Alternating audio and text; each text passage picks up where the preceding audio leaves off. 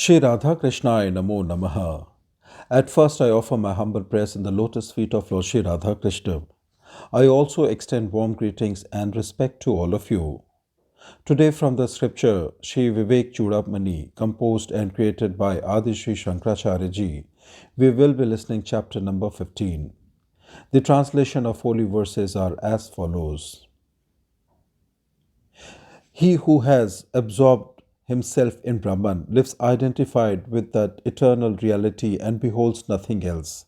As one has a memory of the object seen in a dream, so the man of realization has a memory of the everyday actions such as eating.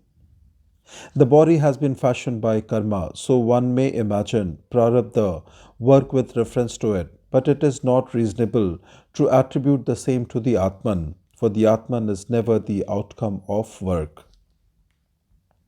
The Shrutis, whose words are infallible, declare the Atman to be birthless, eternal, and undecaying. So to the man who lives identified with that, how can prarabdha work be attributed? Prarabdha work can be maintained only so long as one lives identified with the body, but no one admits that the man of realization ever identifies himself with the body. Hence, prarabdha work should be rejected in this case.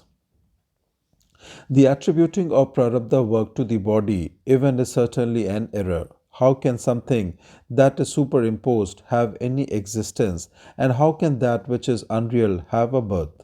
And how can that which has not been born at all die? So, how can prarabdha work exist for something that is unreal? If the effects of ignorance are destroyed with their root by knowledge, then how does the body live?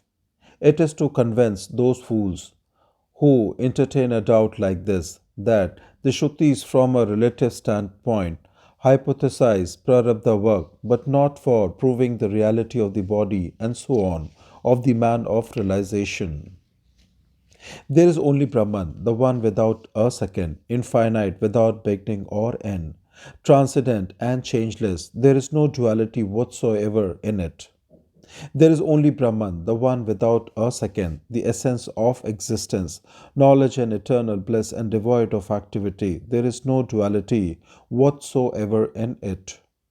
There is only Brahman, the one without a second, which is within all homogeneous, infinite, endless, and all pervading. There is no duality whatsoever in it. There is only Brahman, the one without a second, which is neither to be shunned, nor taken up, nor accepted, and which is without any support. There is no duality whatsoever in it.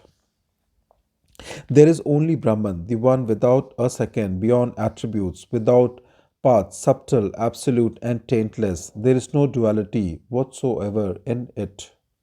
There is only Brahman, the one without a second, whose real nature is incomprehensible and which is beyond the range of mind and speech. There is no duality whatsoever in it.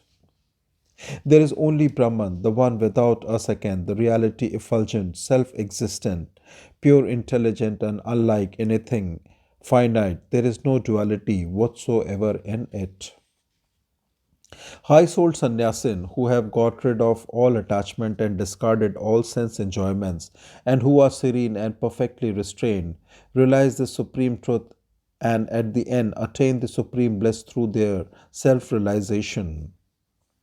Though to discriminate this supreme truth, the real nature of the self, which is bliss undiluted and shaking off thy delusion, created by thy own mind, be free and illumined, and attain the consummation of thy life.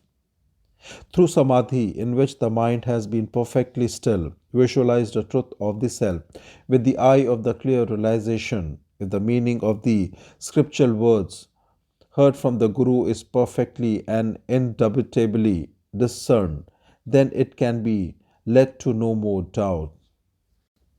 In the realization of the Atman, the existence, knowledge, bliss absolute, through the breaking of one's connection with the bondage of avidya or ignorance, the scriptures, reasoning, and the words of the Guru are the proofs, while one's own experience earned by concentrating the mind is another proof. Bondage, liberation, satisfaction, anxiety, recovery from illness, hunger, and other such things are known only to the man concerned, and knowledge of these to others is a mere inference. The Gurus, as well as the Shrutis, instruct the disciple standing aloof, while the man of realization, if crosses avidya through illumination alone, backed by the grace of God, himself knowing his indivisible self through his own realization and thus becoming perfect, a man should stand face to face with the Atman, with his mind free from dualistic ideas. The verdict of all discussions on the Vedanta is that the Jiva and the whole universe are nothing but Brahman, and that liberation means abiding in Brahman, the indivisible entity, while the Shrutis themselves are authority for the statement that Brahman is one without a second. Realizing at the blessed moment the supreme truth through the above instructions of the Guru, the authority of the scriptures, and his own reasoning, with his senses quieted and the mind concentrated, the disciple became immovable in form and perfectly established in the Atman. Concentrating the mind for some time on the Supreme Brahman, he rose and out of supreme bliss spoke as follows.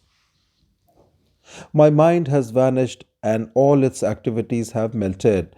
By realizing the identity of the Self and Brahman, I do not know either this or not this, nor what or how much.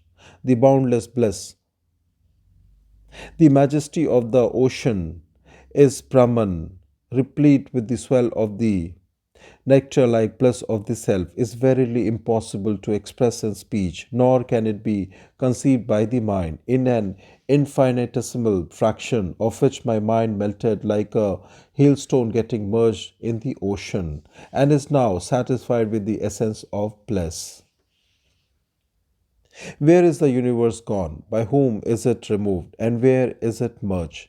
It was just now seen by me, and has it ceased to exist? It is passing strange. In the ocean of Brahman filled with the nectar of absolute bliss, what is to be shunned and what accepted? What is other than oneself and what different? I neither see nor hear nor know anything in this. I simply exist as the self, the eternal bliss distinct from everything else. The repeated salutations of thee, O noble teacher, who are devoid of attachment, the best among the good souls, and the embodiment of the essence of eternal bliss, the one without a second, who are infinite and ever the boundless ocean of mercy, whose glance, like the shower of concentrated moonbeams, has removed my exhaustion, brought on by the afflictions of the world, and in a moment admitted me to the undecaying status of the Atman, the bliss of infinite majesty. Blessed am I. I have attained the consummation of my life, and I am free from the clutches of transmigration. I am the essence of eternal bliss. I am infinite, all through thy mercy.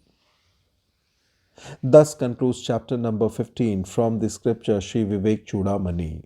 Thank you for listening. Shri Radha Krishnaya Namo Namaha.